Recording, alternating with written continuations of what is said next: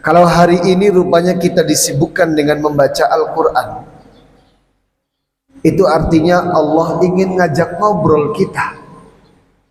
Kalau hari ini kita disibukkan dengan sering membaca doa, itu artinya Allah ingin mengabulkan doa-doa kita.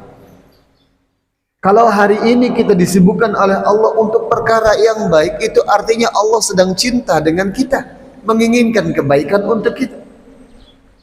Kalau Allah sedang menginginkan, kalau kita sedang disibukkan oleh Allah dengan mencari ilmu, menuntut ilmu, itu artinya Allah menginginkan kebaikan yang banyak untuk kita.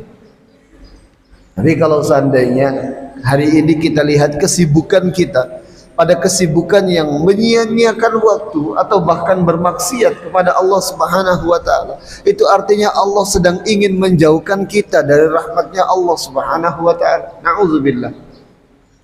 Maqamuka haitsu aqamakallah. Posisi kita di hadapan Allah tergantung di mana Allah menyibukkan kita.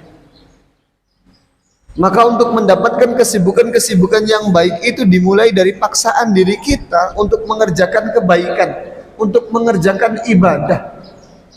Bapak Ibu jamaah yang dirahmati Allah, kita sibuk berbicara bagaimana caranya untuk mendapatkan akhlak yang baik. Rupanya Allah menjadikan akhlak itu sebagai hasil daripada ibadah kita.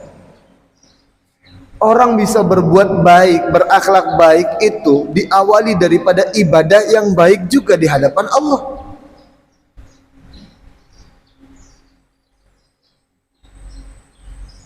Ayat yang Allah katakan inna salata tanha 'anil fahsya'i wal munkar. Sesungguhnya salat itu dapat mencegah dari perbuatan yang buruk dan kemungkaran. Itu cukup menjadi dalil untuk kita semuanya bahwa rupanya ibadah itu sebagai wasilah, akhlak adalah hasil daripada wasilah itu. Maka Pak, kalau rupanya ada di antara orang yang kita lihat kok ibadahnya rajin tapi maksiatnya terus jalan, berarti ada masalah dengan ibadah yang ia lakukan. Kok kita lihat orang ini jahat banget dalam muamalah dengan sesama manusia, tapi kita lihat ibadahnya dia rajin, berarti ada masalah dengan ibadahnya. Karena ibadah itu adalah wasilah yang hasilnya Allah berikan sebagai bentuk akhlak baik daripada kita semuanya. Kalau akhlaknya baik, sudah barang tentu ini ibadahnya pasti baik juga. Maka orang disebut mendirikan salat. Dalam Al-Quran itu bahasanya bukan mengerjakan salat, tapi mendirikan salat. Maksudnya orang itu setelah melakukan salat bersama dengan kawan-kawan yang lainnya atau berjamaah kita sebut, itu belum selesai salatnya, dia tegakkan ketika keluar dari masjidnya. Namanya mendirikan salat. Salatnya sudah selesai, ibadahnya sudah selesai, tinggal lihat hasilnya nanti di luar masjid. Kalau rupanya ada orang yang salat keluar dari masjid dia berbuat maksiat, ya gampangnya ngambil sandal gitu kan, atau kotak infak rupanya hilang tiba-tiba. Ini kan jadi pertanyaan, salatnya benar atau tidak yang seperti ini?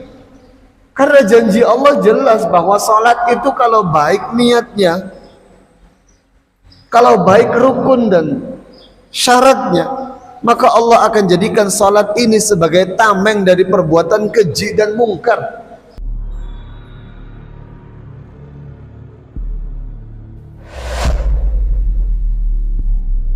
A'udzu billahi minasyaitonir rajim. Bismillahirrahmanirrahim.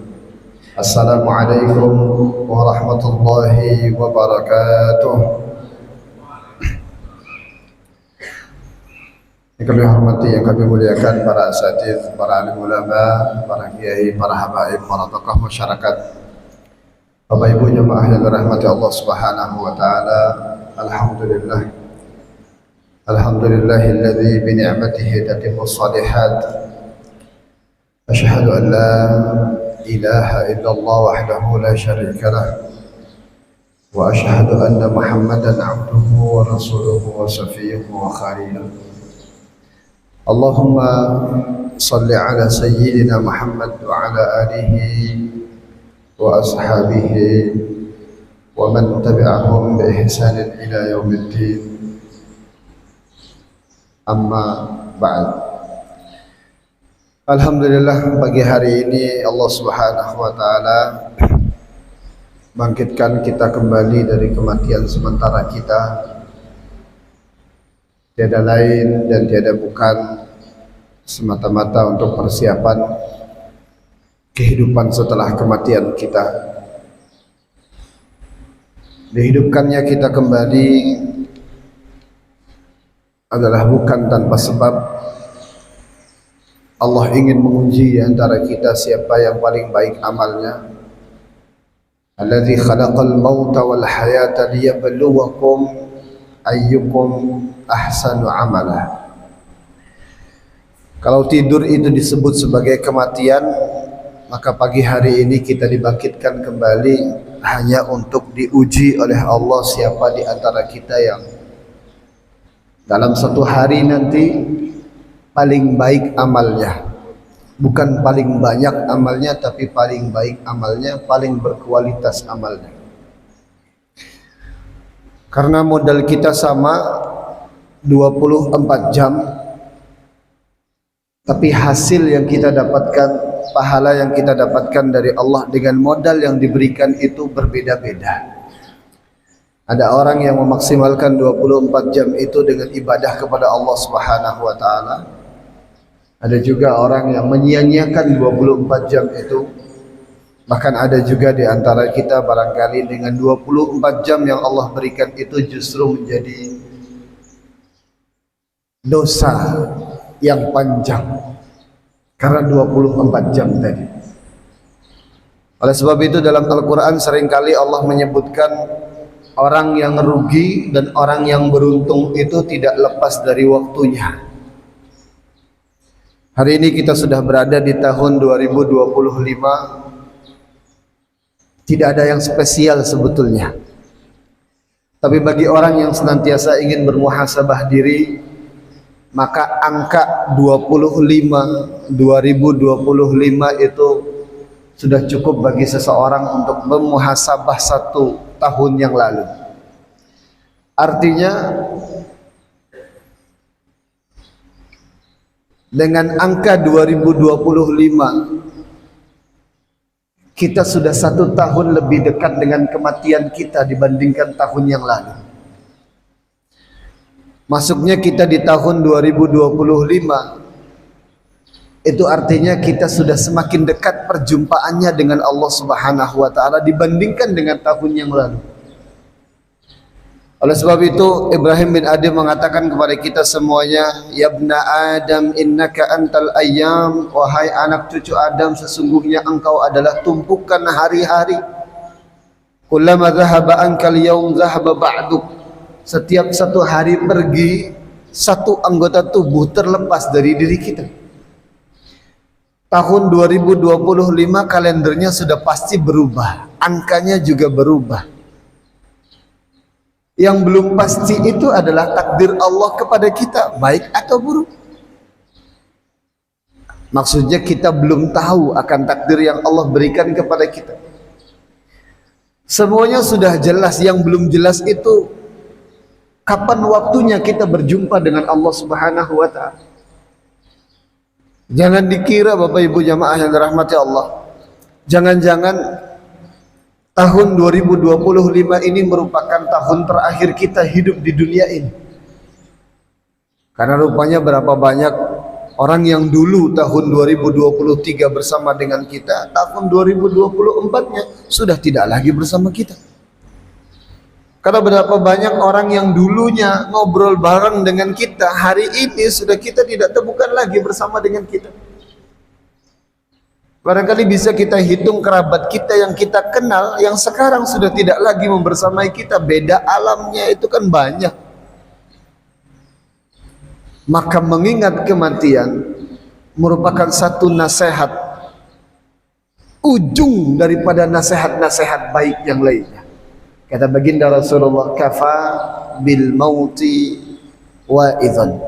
cukuplah kematian itu menjadi satu nasihat yang baik untuk kita semua. Maka mudah-mudahan di tahun 2025 ini kita menjadi pribadi yang lebih baik lagi. Hati kita menjadi hati yang senantiasa mengingat Allah Subhanahu wa taala, tidak gampang panikan dengan kenikmatan orang lain, senantiasa menerima takdirnya Allah Subhanahu wa taala. Itu harapan kita di tahun 2025 ini. Bapak Ibu jemaah yang dirahmati Allah Subhanahu wa taala, ada satu hikmah yang dikatakan oleh Imam Ibnu Athaillah As-Skandari. Beliau mengatakan, maqamuka haitsu aqamaka Allah. Maqammu di hadapan Allah adalah bisa dilihat di mana Allah menyibukkan kita. Kalau hari ini rupanya kita disibukkan dengan membaca Al-Quran, itu artinya Allah ingin ngajak ngobrol kita. Kalau hari ini kita disibukkan dengan sering membaca doa, itu artinya Allah ingin mengabulkan doa-doa kita.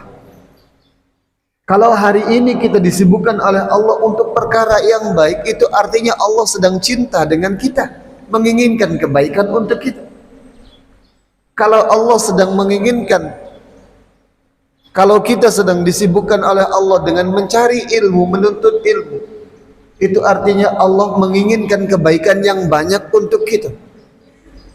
Tapi kalau seandainya hari ini kita lihat kesibukan kita pada kesibukan yang menyia-nyiakan waktu atau bahkan bermaksiat kepada Allah Subhanahu wa taala, itu artinya Allah sedang ingin menjauhkan kita dari rahmatnya Allah Subhanahu wa taala. Nauzubillah. Maqamuka haitsu aqamakallah. Posisi kita di hadapan Allah tergantung di mana Allah menyibukkan kita. Maka untuk mendapatkan kesibukan-kesibukan yang baik itu dimulai dari paksaan diri kita untuk mengerjakan kebaikan, untuk mengerjakan ibadah. Bapak Ibu jamaah yang dirahmati Allah, kita sibuk berbicara bagaimana caranya untuk mendapatkan akhlak yang baik. Rupanya Allah menjadikan akhlak itu sebagai hasil daripada ibadah kita. Orang bisa berbuat baik, berakhlak baik itu diawali daripada ibadah yang baik juga di hadapan Allah.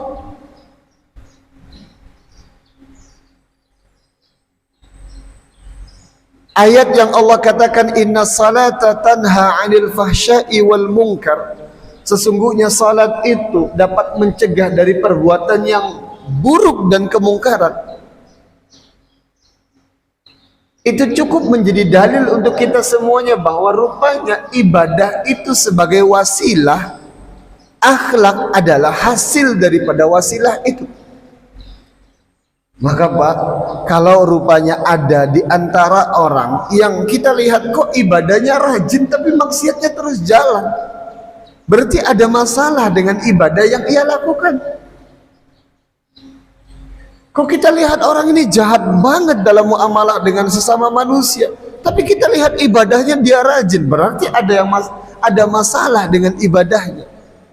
Karena ibadah itu adalah wasilah yang hasilnya Allah berikan sebagai bentuk akhlak baik daripada kita semuanya. Kalau akhlaknya baik, sudah barang tentu ini ibadahnya pasti baik juga. Maka orang disebut mendirikan salat. Dalam Al-Quran itu bahasanya bukan mengerjakan salat, tapi mendirikan salat. Maksudnya orang itu setelah melakukan salat bersama dengan kawan-kawan yang lainnya atau berjamaah kita sebut, itu belum selesai salatnya, dia tegakkan ketika keluar dari masjidnya. Namanya mendirikan salat. Salatnya sudah selesai, ibadahnya sudah selesai, tinggal lihat hasilnya nanti di luar masjid. Kalau rupanya ada orang yang salat, keluar dari masjid, dia berbuat maksiat, ya gampangnya ngambil sandal gitu kan, atau kotak infak rupanya hilang tiba-tiba. Ini kan jadi pertanyaan, salatnya benar atau tidak yang seperti ini? Karena janji Allah jelas bahwa salat itu kalau baik niatnya, Kalau baik rukun dan syaratnya, maka Allah akan jadikan salat ini sebagai tameng dari perbuatan keji dan mungkar.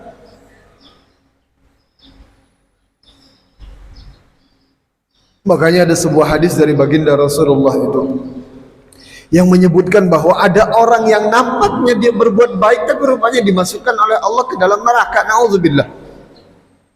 Ada yang disebutkan oleh Allah itu ada orang yang setiap hari dia mengajarkan ilmunya, belajar kemudian mengajar. Ini kan bagus.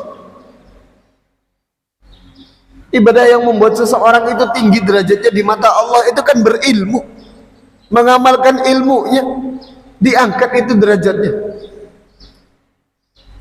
Tapi rupanya kok dijebloskan ke neraka.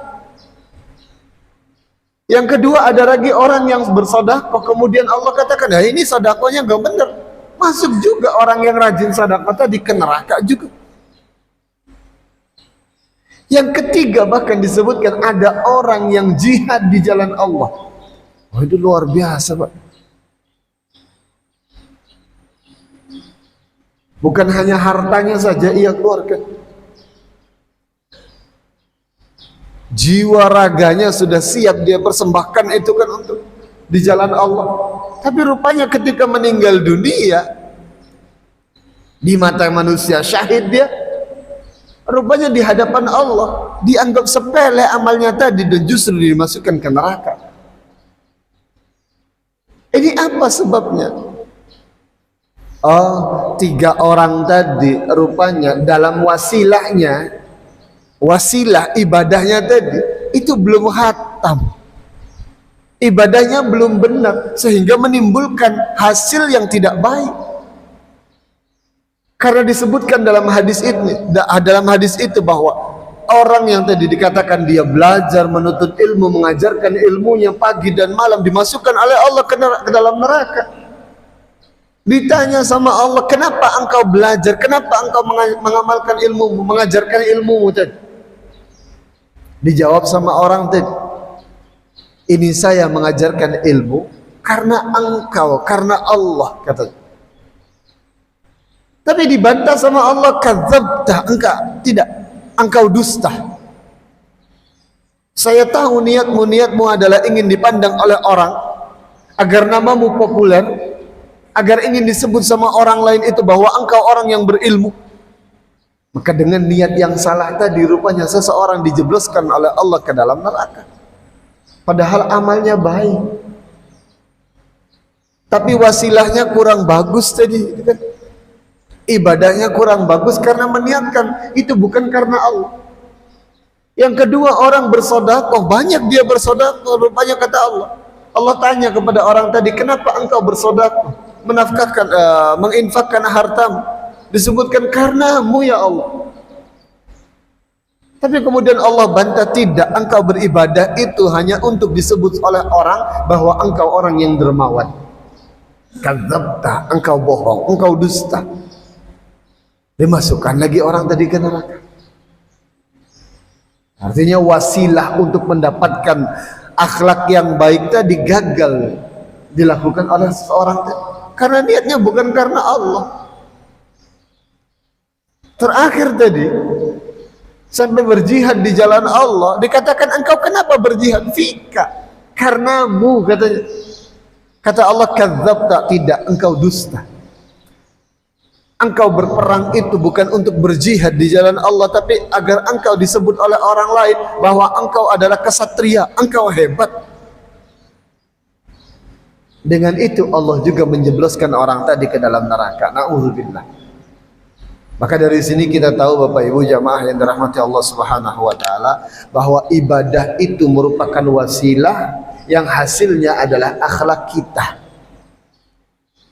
Kehidupan kita bermasyarakat itu diawali daripada hubungan kita dengan Allah Subhanahu wa taala. Kalau sudah hubungannya bagus dengan Allah Subhanahu wa taala bagus, perhatikan kemudian hubungan kita dengan manusia. Karena tadi kalau ada di antara kita yang rupanya sholat malamnya rajin, tapi kepada sesama manusia kok wajahnya cemberut terus, curiga ada masalah ini dengan sholat malamnya.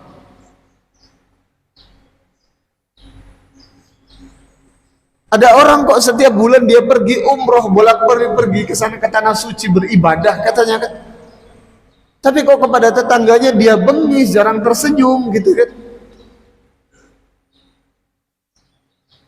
Melihat ada orang yang sedang dalam kesulitan juga tidak mau dia bantu. Dia pelit dengan harta yang ia miliki, ada masalah ini. Maka seringkali Allah gandengkan antara keimanan itu dengan berbuat baik kepada sesama. La yajtami'u fi qalbil mu'min asyuh wal iman, kata baginda Rasulullah. Orang itu tidak dianggap dia beriman kepada Allah kalau dia memiliki sifat pelit, kedekut katanya. Ini masalah imannya. Kalau ada rupanya dia mengaku dia beriman kepada Allah, tapi dia tidak percaya bahwa harta yang ia miliki itu kalau dia bagi kepada orang lain, dia akan berbuah pahala yang besar gitu. Dia ngaku beriman kepada Allah, tapi bab pahala tadi bersedekah dia tidak percaya. Akhirnya dia menjadi orang yang pelit. Orang yang pelit ini tidak dikategorikan dia beriman kepada Allah. Karena hati seseorang tidak mungkin tercampur antara keimanan dengan sifat pelit. Bapak Ibu jamaah yang dirahmati Allah Subhanahu wa taala, maka mari kita susun kembali niat hidup kita di tahun 2025 ini betul-betul sesuai dengan apa yang sering kita baca dalam doa iftitah kita. Inna salati wa nusuki wa mahyaya wa mamati lillahi rabbil alamin. Sesungguhnya hidupku, matiku, ibadahku dan semua apa yang aku lakukan hanya karena Allah Subhanahu wa taala. Tujuannya karena Allah. Harapannya mendapatkan ridha Allah Subhanahu wa taala. Maka dengan waktu yang Allah berikan ini, kata Ibrahim bin Adam lagi-lagi bahwa kita hidup di dunia ini sedang berniaga dengan Allah, sedang jualan dengan Allah. Kita penjualnya, kita yang menjual kepada Allah, modalnya adalah umur kita, untungnya adalah pahala dari Allah Subhanahu wa taala. Maka jangan biarkan modalnya habis tapi keuntungan belum kita dapatkan dari Allah Subhanahu wa taala. Bapak Ibu jemaah yang dirahmati Allah Subhanahu wa taala, ada sedikit yang kita bahas dari satu ayat yang sering kita baca dan kita hafal semuanya, yaitu surat Ad-Duha. Mudah-mudahan menjadi manfaat untuk kita semuanya. Bismillahirrahmanirrahim. Surat Ad-Duha akan kita bahas pada pagi hari ini, bahwa surat ini diturunkan di Makkah sebelum baginda Rasulullah hijrah ke kota Madinah. Maka disebut surat ini merupakan surat Makkiyah. Artinya kalau dilihat dari turunnya atau waktu turunnya surat ini, maka surat ini diturunkan sebelum Rasulullah hijrah. Surat yang diturunkan sebelum Rasulullah hijrah namanya surat Makkiyah. Surat yang diturunkan setelah Rasulullah hijrah, walaupun turunnya di kota Makkah atau sekitar kota Makkah, masih disebut surat Madaniyah kalau diturunkan setelah baginda Rasulullah hijrah. Surat Ad-Duha ini merupakan surat yang Allah turunkan, disebutkan surat yang ke-11 yang Allah turunkan kepada baginda Rasulullah. Karena riwayatnya banyak mengatakan bahwa setelah 10 surat turun kepada baginda Rasulullah, awalnya Rasulullah itu ketika menerima wahyu agak aneh, berat Rasulullah. Yang diceritakan ketika Rasulullah berada di Gua Hiro itu kan, kemudian sampai Rasulullah lari ketakutan melihat ya makhluk yang baru Rasulullah saksikan, yaitu malaikat Jibril dengan sayapnya memenuhi langit-langit dan bumi itu kan. Ayat pertama turun kepada Rasulullah sampai 10 surat turun kepada Rasulullah. Surat yang ke-11 tidak datang kepada Rasulullah dalam beberapa saat. Ada dikatakan di sini selama 1 minggu malaikat Jibril tidak datang menemui baginda Rasulullah. Ada yang mengatakan cuma 3 hari, ada yang mengatakan 2 hari tidak turun kepada baginda Rasulullah. Itu dikatakan Imam Ibnu Asakir itu meriwayatkan sebuah hadis bahwa saat itu Ketika Rasulullah tidak diturunkan kepadanya surat lagi, ayat lagi dari Allah, Rasulullah itu macam orang yang sedang jatuh cinta, sedang kehilangan yang dicintainya. Sampai dikatakan Rasulullah itu naik turun gunung untuk mencari lagi mana wahyu yang selama ini turun kepadanya. Artinya Rasulullah sudah mendapatkan nikmatnya berkomunikasi dengan Allah Subhanahu wa Ta'ala. Itu kan awalnya memang canggung, lama kelamaan Rasulullah merasa nikmat itu kedatangan malaikat Jibril berkomunikasi langsung dengan Allah Subhanahu wa Ta'ala. Karena luar biasa, Pak. Nabi Musa saja ketika ada kesempatan berkomunikasi dengan Allah, satu pertanyaan yang Allah lemparkan kepada Nabi Musa justru menjawabnya dengan banyak itu. Matilka biyaminika ya Musa. Musa, apa itu yang di sebelah tangan kanan? Pertanyaannya satu, apa yang di tangan kanan? Nabi Musa jawabnya banyak. Qala hiya asaya, ini tongkatku. Atawakka'u 'alaiha, saya bertumpu kepada tongkatku. Saya gunakan juga untuk menggembala kambing. Dan ini masih banyak lagi manfaatnya Allah. Padahal pertanyaannya satu, apa itu yang di tangan kananmu? Maka sebetulnya jawabannya kan cuma satu juga, ini tongkatku Allah. Tapi karena merasa nikmat berkomunikasi dengan Allah, maka Nabi Musa jawabnya panjang juga. Maka luar biasa Bapak Ibu kalau kita sudah merasakan, oh enak rupanya komunikasi dengan Allah itu. Apa maksudnya? Sekarang mungkin tidak Allah ngajak ngobrol dengan kita, mungkin. Dengan kita membaca Al-Quran, itu artinya Allah sedang ingin berbicara kepada kita. Ya bolehlah kita katakan standarnya hari ini Allah sudah ngajak ngobrol dengan kita atau belum. Maka yang bisa kita jadikan sebagai standar, hari ini kita sudah bisa baca Quran atau belum? Bacanya bisa, tapi ada kesempatan belum? Ada kesempatan tidak untuk membaca Al-Quran. Maka kalau hari ini disibukkan oleh Allah kita dengan membaca Al-Quran, itu artinya Allah sedang ingin banyak berbicara kepada kita. Tapi kalau sudah lama kita tidak memegang Al-Quran, tidak membaca Al-Quran, itu artinya sudah lama juga Allah tidak berkomunikasi dengan kita. Ngobrol adalah salah satu wasilah untuk mengutarakan keinginan kita kepada Allah. Membaca Al-Quran itu adalah salah satu wasilah bagaimana Allah ngobrol dengan kita, berkomunikasi dengan kita. Makanya namanya baca Al-Quran itu paham tidak paham kita dengan Al-Quran yang kita baca. Kadang-kadang hidayah itu tetap datang ke dalam hati kita.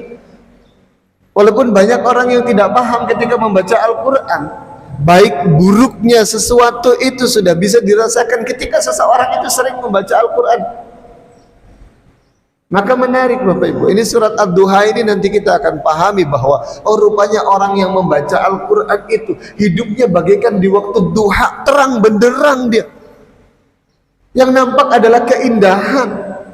Tapi orang yang jauh dari Al-Quran, hidupnya itu bagaikan di waktu malam, walaili idza saja. Malam ketika gelap gulita, gelap dia. Tidak nampak mana yang halal, mana yang haram, dihajar semuanya. Ada batu ditabrak, ada lubang dia jatuh di situ. Itu siapa? Kealpaan Al-Quran dalam diri seseorang itu bisa dianggap bagaikan malam apabila gelap gulita. Tapi kehadiran Al-Quran dalam diri seseorang itu bisa disebut sebagai ad-duha idza saja. Waktu duha, wad-duha. Maaf, wad-duha. Di waktu duha yang terang benderang. Indah nampaknya semuanya. Nah ketika ayat tadi tidak turun lagi kepada baginda Rasulullah, dikatakan sampai Rasulullah itu menderita sakit. 2 malam Rasulullah tidak salat malam. Nah, ini yang kemudian kita temukan hadisnya itu bahwa Rasulullah salat malam ketika itu tidak. Tapi kemudian di pagi hari Rasulullah mengerjakan salat malamnya. Artinya sholat tahajudnya itu diganti. Rasulullah waktunya itu ketika selesai salat subuh Rasulullah sholat tahajud. Apakah boleh yang seperti itu? Karena Rasulullah diwajibkan oleh Allah untuk mengerjakan salat tahajud. Ketika salat tahajud itu sudah menjadi kebiasaan seseorang, dia lupa untuk mengerjakan salat itu, bisa diganti di waktu pagi harinya. Hanya Rasulullah salat tahajudnya tidak dilakukan di malam hari, pagi harinya Rasulullah salat. Artinya Rasulullah selama 2 hari Rasulullah sakit. Kenapa? Karena tidak turun ayat kepada baginda Rasulullah. Sampai kemudian menimbulkan polemik yang datang belakangan adalah seorang perempuan kepada Rasulullah namanya Arwa, istri daripada Abu Lahab, bibinya Rasulullah sallallahu alaihi wasallam. Arwa bertanya kepada Rasulullah, "Ya Muhammad, awaqad tarakaka syaitanuk?" Muhammad, kenapa engkau kok kayak orang panik, katanya. Apakah syaitanmu sudah pergi meninggalkanmu? Oh, itu.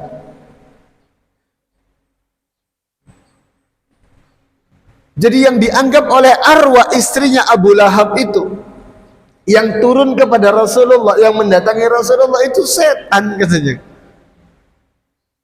Tapi rupanya dalam tafsir ini juga disebutkan bahwa yang mengatakan demikian, yang bertanya kepada Rasulullah, apakah Tuhanmu telah meninggalkanmu dan marah kepadamu, itu adalah Sayyidah Khadijah. Jadi ada 2 pendapat. Pendapat yang pertama yang mengatakan demikian adalah Ummu Jamil, Arwa, yang biasa dikenal dengan Ummu Jamil. Nanya kepada Rasulullah, apakah setanmu sudah pergi meninggalkanmu? Dari pendapat yang kedua, itu adalah Sayyidah Khadijah. Bukan pertanyaan untuk mengingkari, tapi ingin memastikan kepada Rasulullah. Loh, mana Tuhanmu? Jangan-jangan Tuhanmu marah gitu ya. Awaqad tarakaka rabbuk? Apakah Tuhanmu telah meninggalkanmu, wahai Muhammad, katanya. Ada kekhawatiran juga daripada Sayyidah Khadijah. Ya, kalau bahasa kita, yang pertama si Arwa itu, Ummu Jamil itu bertanya kepada Rasulullah dalam rangka mencemooh. Bahasa kita cuma ngenyek gitu. Tapi kalau Sayyidah Khadijah bertanya kepada Rasulullah, itu ada kekhawatiran tersendiri. Maka turunlah ayat, turunlah surat menjawab daripada pertanyaan tadi. Wadduha wal laili idza saja ma wadda'aka rabbuka wa ma qala. Demi waktu duha, demi malam apabila gelap gulita dan sunyi, ma wadda'aka rabbuka wa ma qala. Ma, tidaklah, wadda'aka, meninggalkanmu. Siapa? Rabbuka, Tuhanmu. Wa ma qala, dan tidak marah kepadamu Muhammad.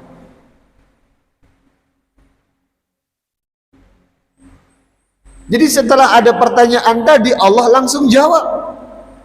Ya, walaupun ada riwayat yang mengatakan bahwa kenapa kalau malaikat Jibril itu telat datangnya kepada Rasulullah. Disebutkan dalam sebuah riwayat itu bahwa rupanya di rumahnya Rasulullah itu ada seekor anjing yang Rasulullah pun tidak tahu bahwa ada anak anjing masuk ke rumahnya Rasulullah dan berdiam di bawah keranjangnya, bawah ranjangnya, di bawah ranjang baginda Rasulullah, sehingga malaikat Jibril enggan untuk masuk ke dalam rumah Rasulullah karena melihat ada seekor anjing tadi. Saat Rasulullah sudah mengetahui bahwa ini masalahnya, ini penyebabnya, kemudian datanglah malaikat Jibril menjawab pertanyaan tadi bahwa apakah Tuhannya Rasulullah itu marah, dan Rasulullah pun sempat ya risau, apakah benar yang dikatakan oleh Sayyidah Khadijah bahwa Allah itu marah kepadaku gitu.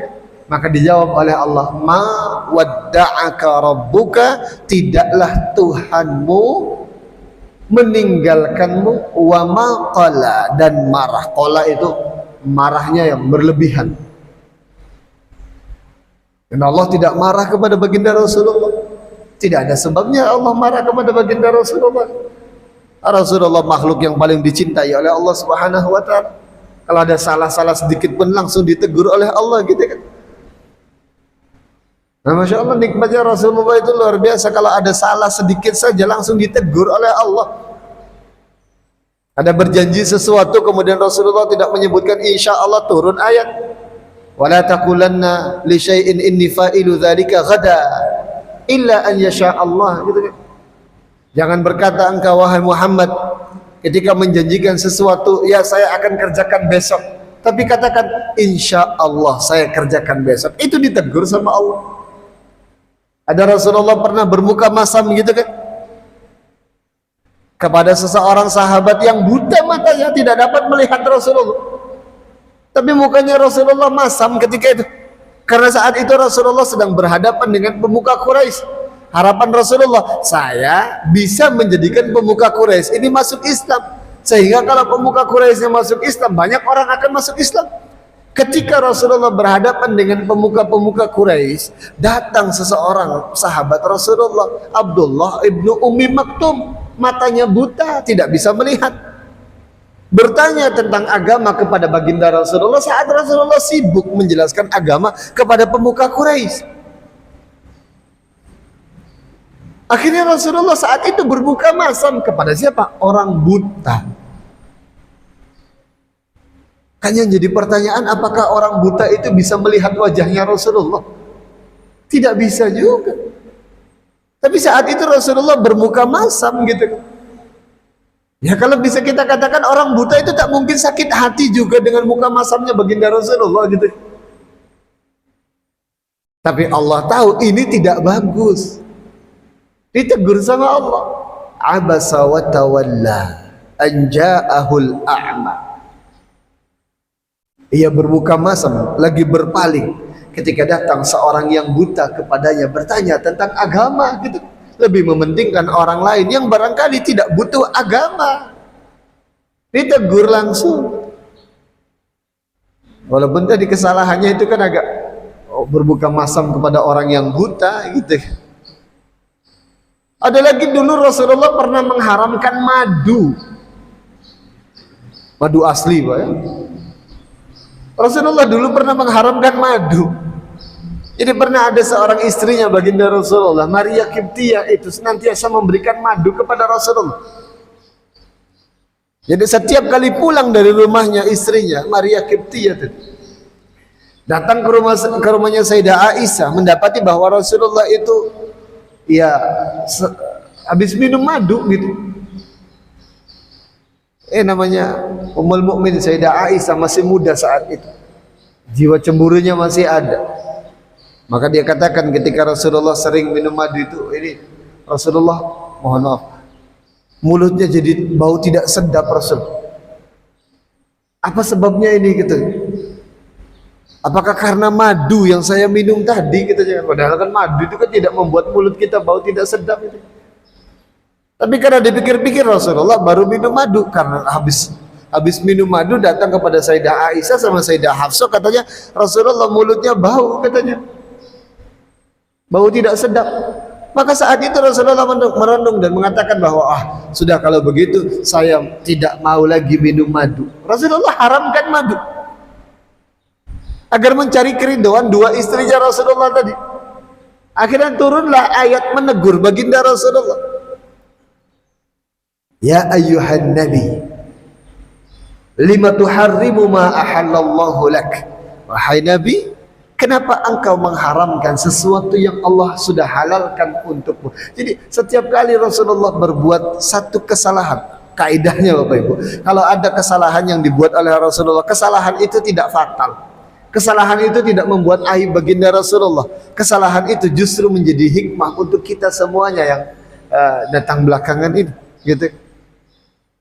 Ketika Rasulullah berbuat kesalahan sedikit saja, langsung ditegur oleh Allah Subhanahu wa taala. Maka tidak mungkin Allah marah kepada baginda Rasulullah sallallahu alaihi wasallam. Karena setiap ada kesalahan yang sedikit saja, Rasulullah langsung ditegur. Ma wadda'aka rabbuka wa ma qala.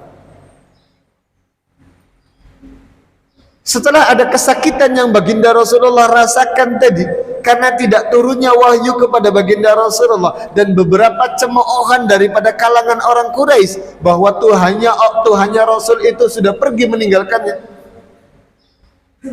Dihibur oleh Allah, walal akhiratu khairul laka minal ula. Tenang saja, akhir yang datang belakangan, akhirah itu akan lebih baik dibandingkan yang awal datang.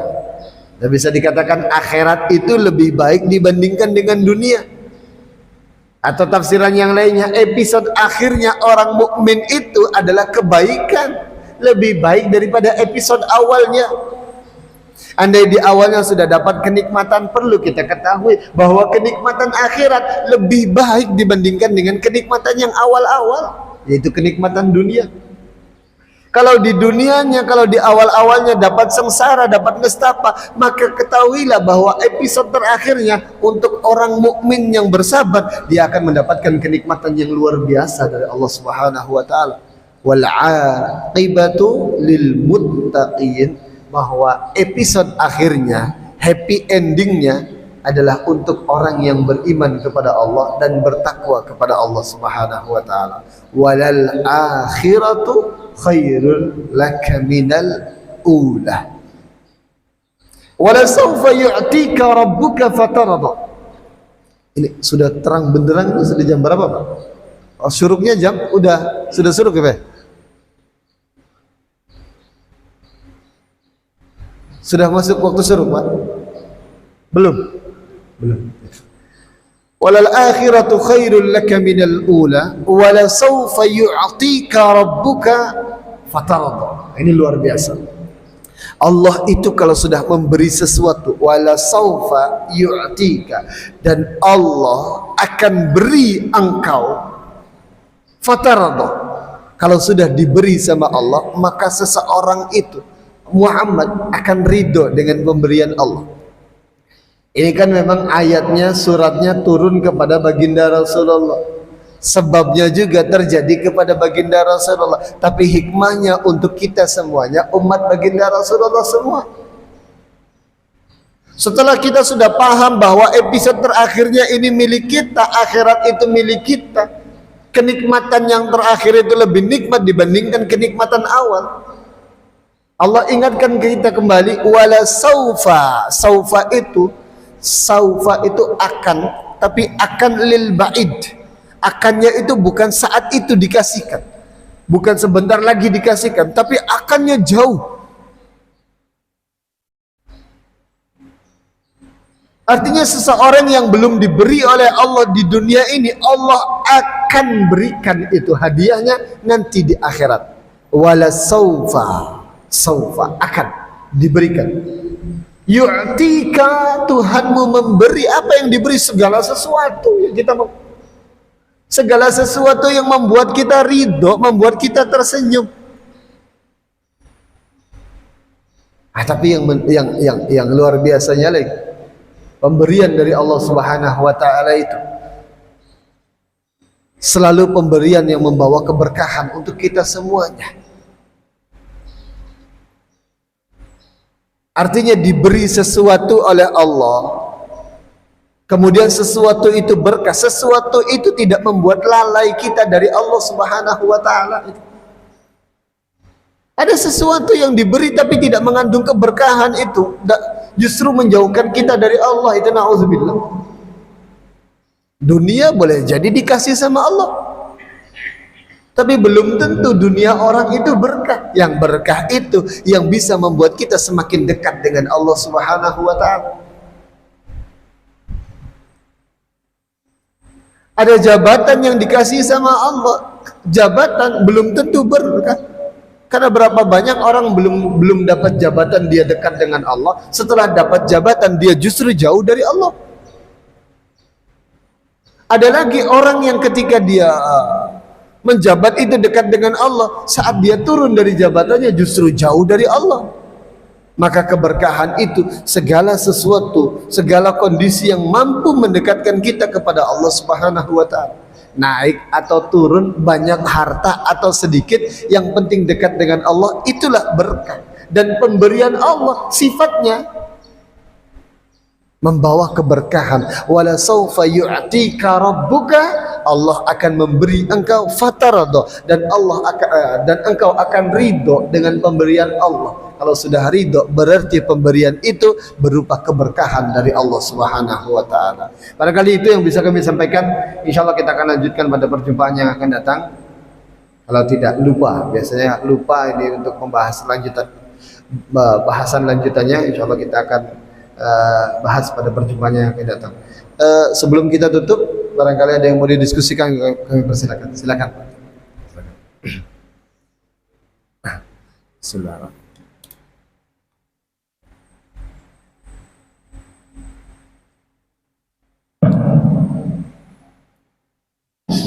Assalamualaikum warahmatullahi wabarakatuh.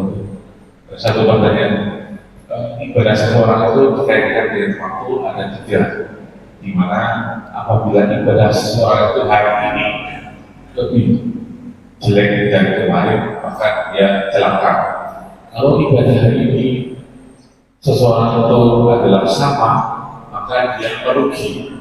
Dan apabila yang ketiga ibadah hari ini lebih baik dari kemarin, dialah orang yang beruntung. Dan pertanyaannya, bagaimanakah secara teknis biar kita itu ibadah beruntung terus? Permasalahan begini, misalnya seseorang itu habis bangun tidur, kemudian ke masjid, infak subuh, kemudian tahiyyatul masjid, kemudian subuh, kemudian pulang kerja, sholat duha, kemudian duhur, sampai dengan maghrib, seperti itu. Setelah maghrib dia baca Quran, terus isanya, kemudian bisa, terus malamnya tahajud. Nah itu seperti itu rutin, itu kan sama dengan kemarin.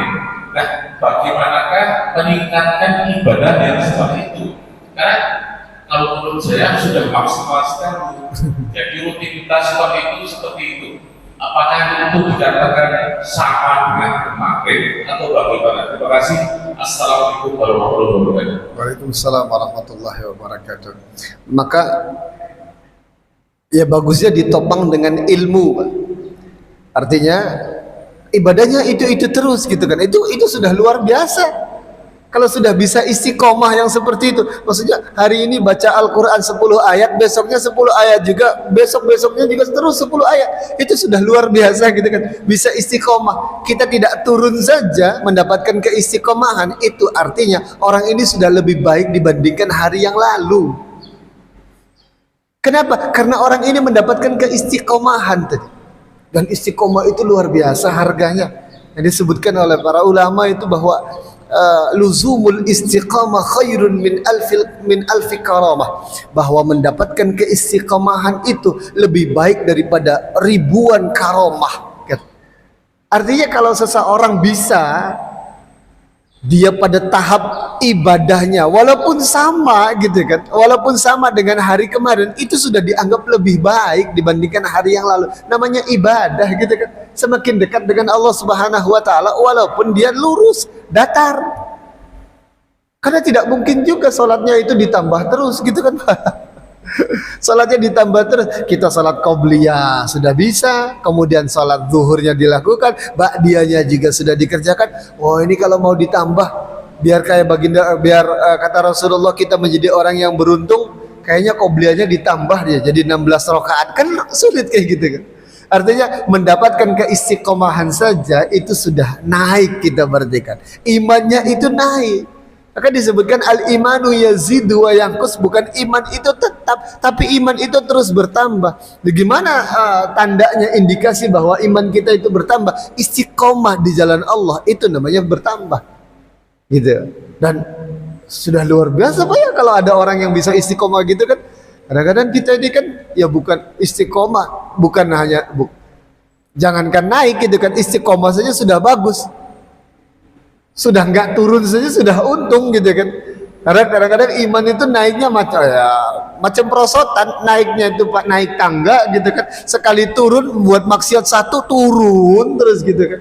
Nah, artinya luzumul istiqamah, melazimkan untuk beristiqamah saja, itu iman kita sudah naik terus gitu. Fa amma man a'ta wattaqa wa saddaqa bil husna fasanuyassiruhu lil yusra.